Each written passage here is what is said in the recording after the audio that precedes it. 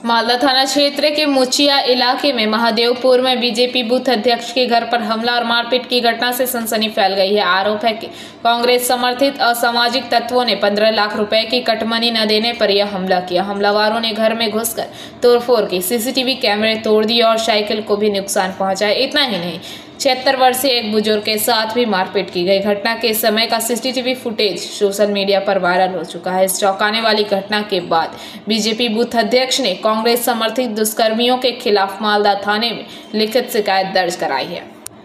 Police ने जांच शुरू कर दी है। हालांकि घटना के बाद से ही पीड़ित परिवार दहशत के माहौल में जी रहा है। मुचिया क्षेत्र के बीजेपी बूथ अध्यक्ष शंकर चौधरी ने बताया कि कुछ दिन पहले उन्होंने एक जमीन खरीदी थी। जब वह जमीन की मापजोख कर रहे थे, तभी कांग्रेस के इलाके के कुछ लोग असामाजिक तत्वों ने उनसे 15 लाख रुपए की मांग की। पैसे देने से इनकार करने पर पहले उनके बड़े भाई के घर में तोड़फोड़ की गई, फिर उनके अपने घर पर हमला हुआ और उनके 76 वर्षीय चाचा को पीटा गया। ঘটনাটা হয়েছিল, আমরা 15-16 জন মিলে এখানে একটা বাড়ির পাশে জায়গা কিনেছিলাম। সেখানে জায়গাটা মাপজোক করে গতকালকে এখানে পোল টোল পুঁতছিলাম।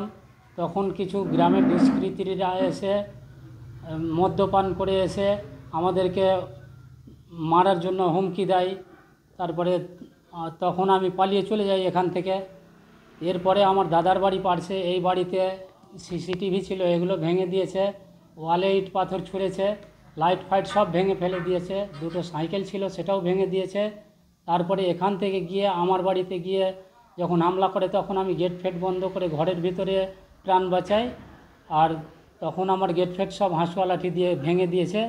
তারপরে ওখান থেকে গিয়ে আমার কাকার বাড়িতে ওরা আমার কাকার গেট ভেঙে গিয়ে জোর করে ভিতরে ঢুকে ঘর থেকে টেনে, 76 বছর বয়স সেই আমার কাকার, তাকে টেনে ওর বাড়িতে কোনো বেটা ছেলে কাকাকে মারধর করে ঘরের ভিতর থেকে টেনে এনে তখন সব লোকজন জড়ো হয়। তখন সবাই মিলে আসে। তারপরে আমরা থানায় ফোন টোন করলাম। ফোন করার পরে পুলিশ আসে। পুলিশ এসে আমাদেরকে রক্ষা করেছিল।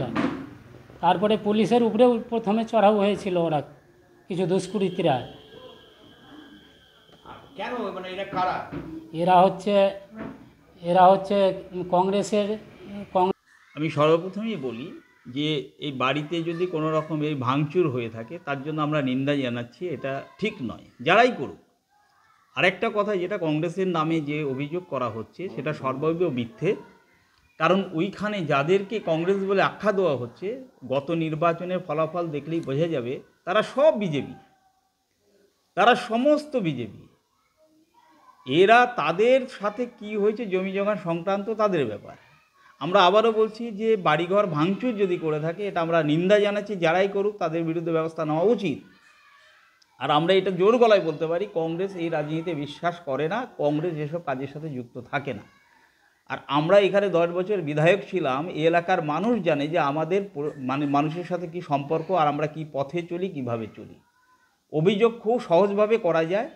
আমি যারা অভিযোগ করেছেন, তারা যাদের বিরুদ্ধে অভিযোগ করেছেন, ভালো করে গ্রাম বাংলা ওই মানুষের আশেপাশে মানুষের পাড়ার মানুষের কাছে খোঁজ নিয়ে দেখুন তারা কোন পার্টি করে এবং তারা কোন দল করে। দেখুন, এটা রাজনৈতিক প্রতিহিংসা হতে পারে। কারণ যখন দেখছি এখন বিজেপির পায়ের তলায় মাটি সরে যাচ্ছে। Bureau report, PBTV news.